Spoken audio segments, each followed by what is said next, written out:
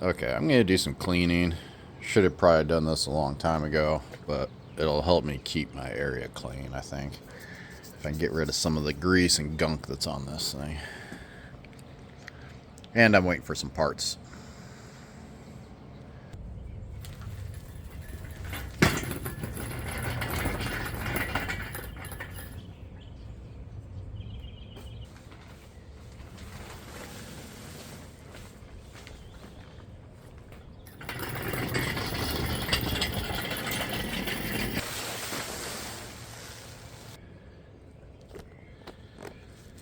I think you guys should go outside.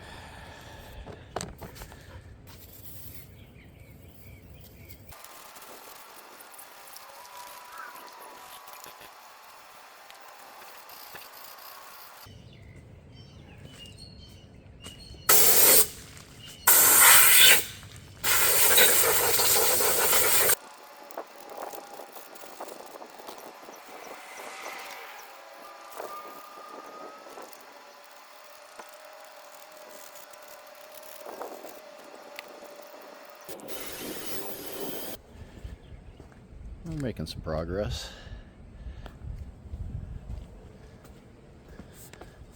I'm gonna wire wheel these, the outside, not the inside.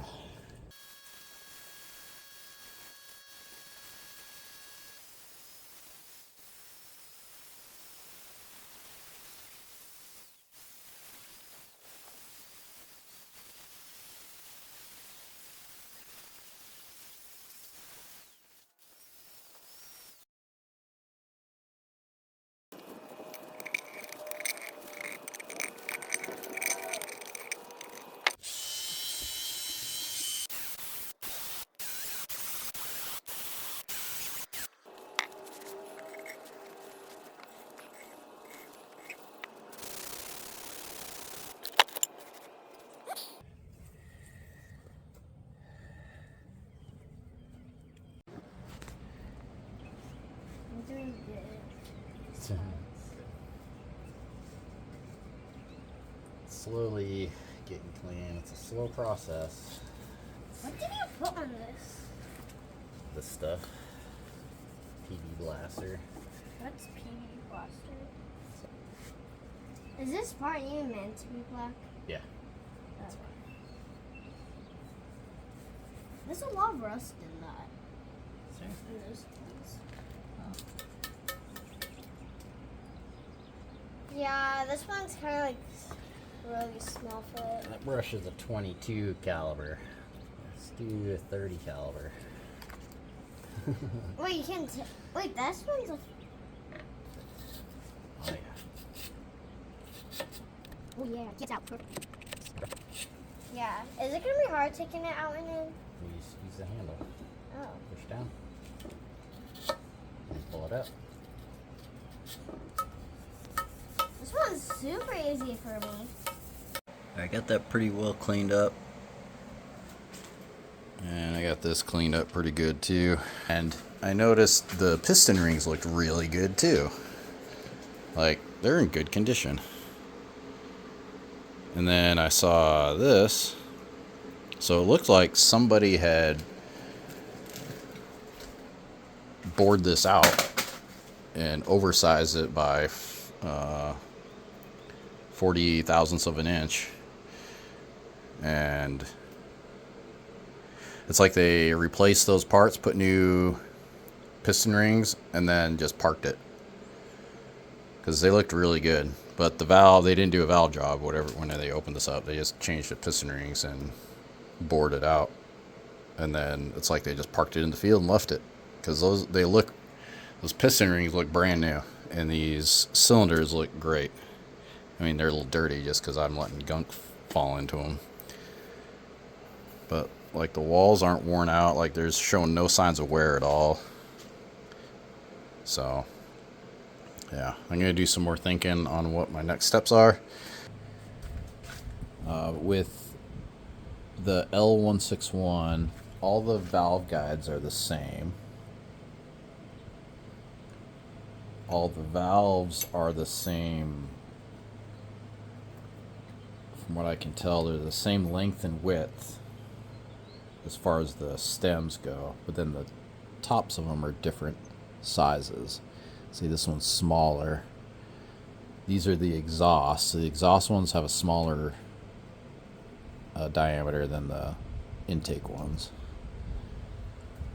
So obviously I have them separated by which one I pulled out of. I'm going to put them back in the same order that I took them out. But just a heads up in case there's anybody else out there wondering.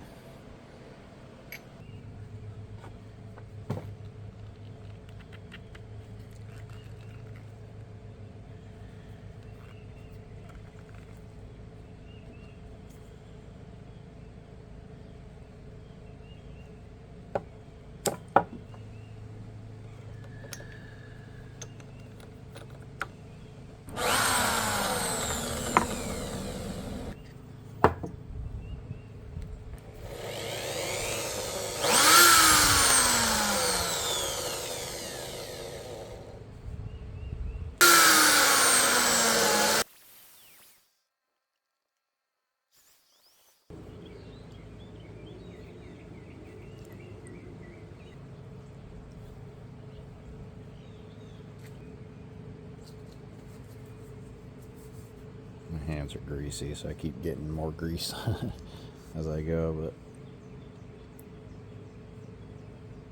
it's pretty clean.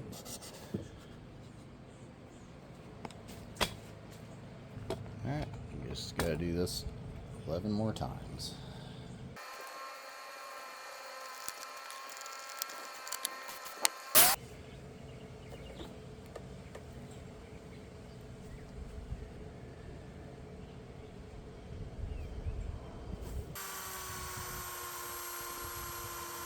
I've got 6 valves cleaned.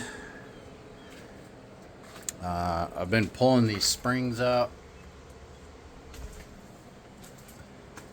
And I figured I'd show. I don't think I've recorded that. And since I'm the only guy I can find on YouTube that's working on one of these engines, I figured I might as well just show it. It's really easy.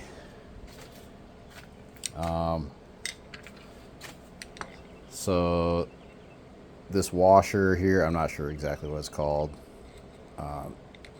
sits on top of this lifter right here. And so to get it, the easiest way to get it is to rotate your engine till that's at its low point. And then you just take a screwdriver and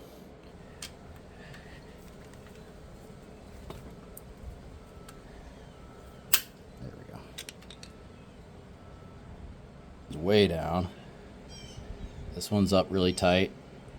This one's a little bit lower. This one's even lower. This one's way lower. But that one's way down there. But they're all just different random heights.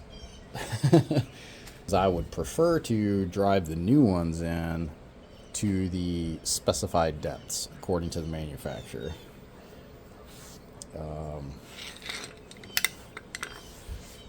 But like I said before, if I can't get that information, I just got to put them in. I'm just going to do what this person did. Whoever put these in. I just put them in enough to where this isn't hitting that, and the valve is able to sit against the top of the block. As long as it's in that space, it should be fine.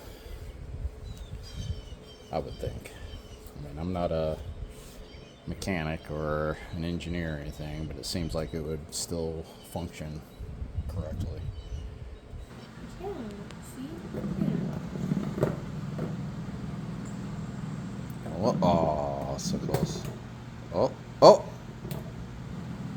Gentle. Oh! Oh no. Oh, you got it! Tumbleweed Garage.